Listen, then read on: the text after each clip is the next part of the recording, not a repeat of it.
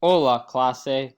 Hoy hablaré sobre la ciudad prehispánica de Teotihuacan y cómo debe ser identificada por la UNESCO como Patrimonio Cultural de México.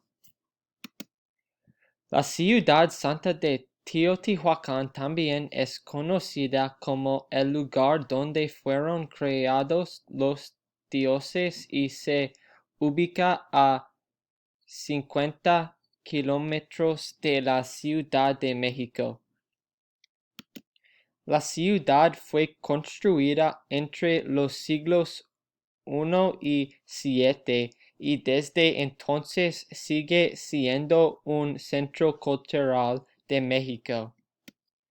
La ciudad era un centro comercial y era un centro religioso con la deidad principal representada como una diosa araña.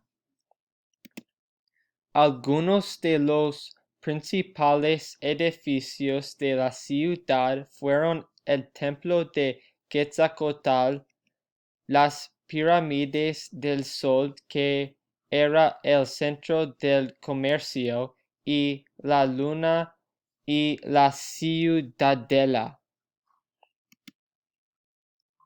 Se estima que alrededor de 4 millones de personas visitan la ciudad cada año y es una gran atracción turística. El turismo brinda grandes beneficios económicos para la ciudad y para el gobierno.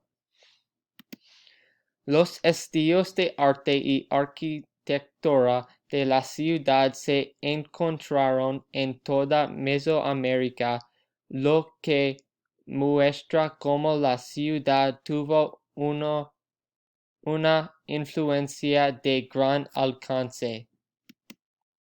Para concluir, la ciudad de Teotihuacan es el centro cultural y religioso de México y debe ser reconocida como Patrimonio Cultural de México. Gracias por escuchar. Adiós.